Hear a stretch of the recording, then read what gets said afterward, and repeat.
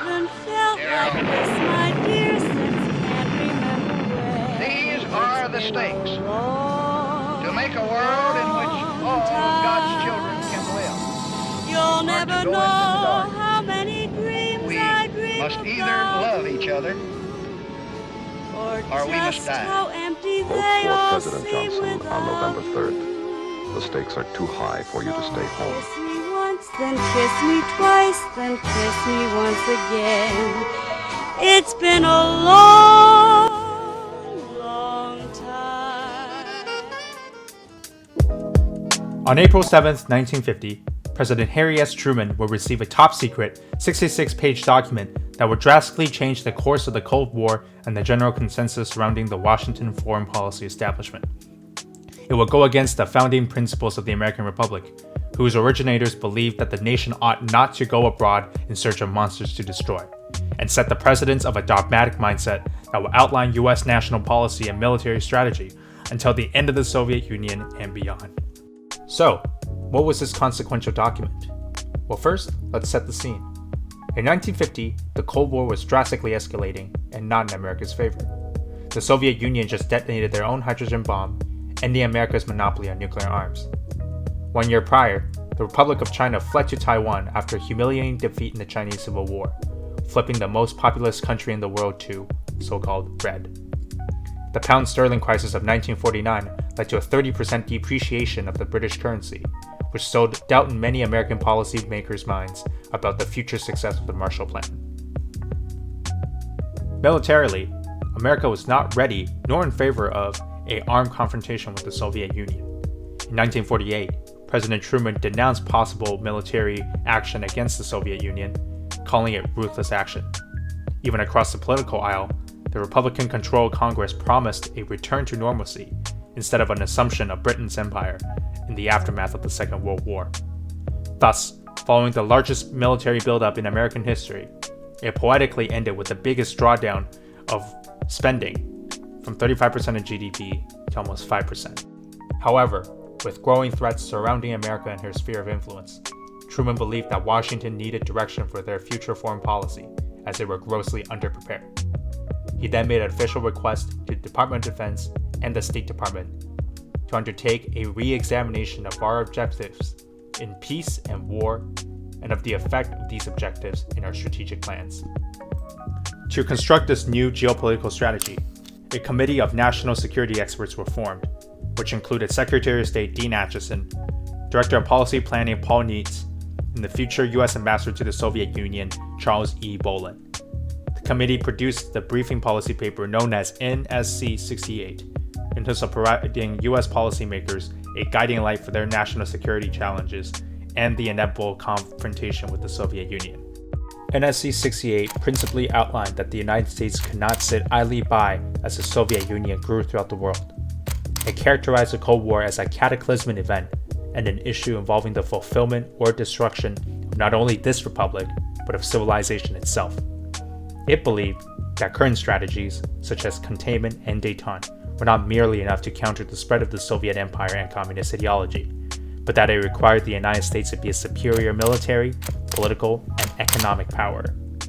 It also said that America and her allies would be unable to exist in a world surrounded by authoritarianism, and therefore, the United States of America needed to go on the offensive and take the fight directly to the Soviet Union by destroying their ability to project power at any cost necessary.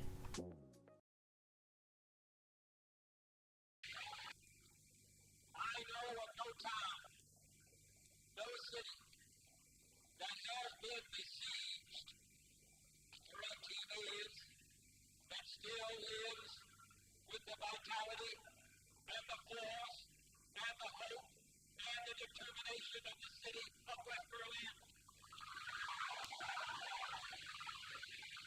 Today, in the world of freedom, the proudest boast is, Ich bin ein Berliner.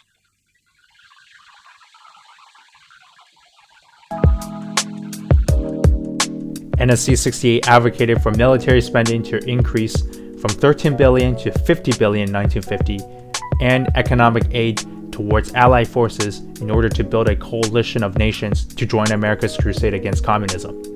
It also recommended in very significant leaps in warfighting, such as technological superiority and political warfare capabilities, so that they can take the fight to the Soviet Union both on the conventional battlefield and in clandestine operations. The document initially received a lot of pushback from top Washington policymakers. George Kennan, an expert on the Soviet Union and the author of the Long Telegram, believed that NSC 68 was too escalatory, especially the calls to rearmament. William Schaub, a member of the Office of Budget Management, and American economist Willard Thorpe, believed that America by every metric, whether it be nuclear weapons, military might, and economic development, was superior to the Soviet Union and need not to escalate the conflict by seeking direct confrontation.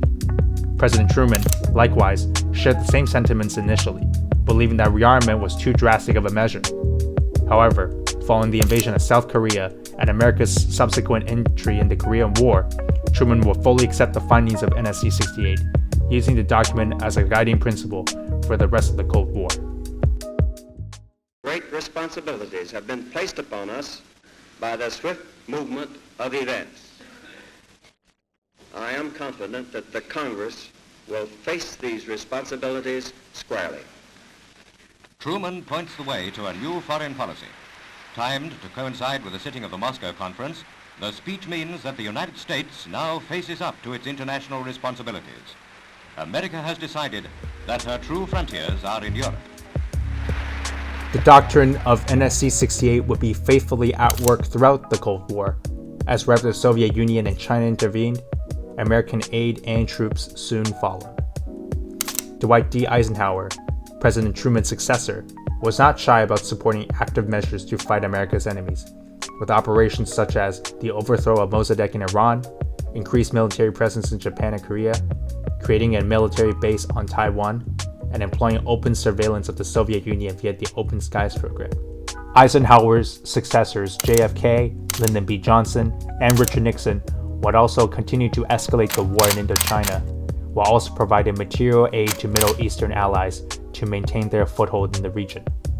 Following a brief decade of detente, due to the humiliation of Vietnam, Watergate, and the oil shock crisis, as well as the Iranian Revolution, President Ronald Reagan would give NSC 68 second life by increasing military spending and spearheading the largest American military modernization project since the Second World War. Reagan would also fund anti-communist movements in Latin America and Afghanistan, while delivering speeches laced with anti-communist rhetoric on televised screens across the Western world. Americans said, look, in my country, I can walk into the Oval Office, I can pound the president's desk and say, Mr. President, I don't like the way you're running our country. And the Russian said, I can do that. The American said, you can? He says, yes. I can go into the Kremlin, to the General Secretary's office, pound his desk and say, Mr. General Secretary, I don't like the way President Reagan's running his country.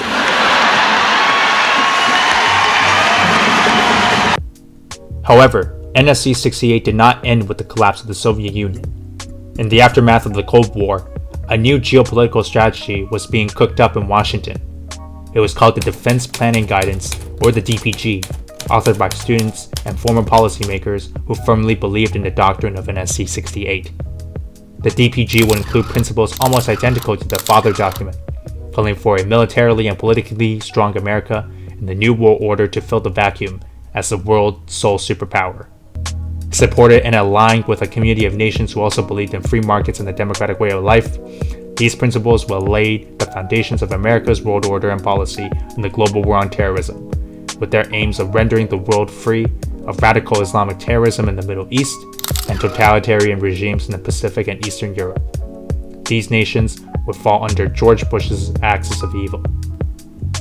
The modern scholarship surrounding NSC 68, much like the document itself, is highly controversial. Many believe that it was a drastic escalation and overreaction to the Cold War, as US foreign policymakers saw the Soviet menace in the worst light possible. Many also believe that the document's dogmatic tone would set the stage for perpetual American foreign policy adventures, constantly seeking out monsters to destroy. However, there are equally as many scholars and policymakers who believe that NSC 68 was an accurate characterization of the Soviet threat, and that America's triumph in the Cold War were the result of the policies advocated by the document. With that being said, what do you personally make of NSC 68? Was this briefing paper an unnecessary escalation of the Cold War, or an accurate portrayal of the so-called Red Scare? Furthermore, did NSC 68 break the precedence of the United States being a country that should not seek out foreign monsters to destroy, or that it was in their manifest destiny and national DNA to pursue great power status?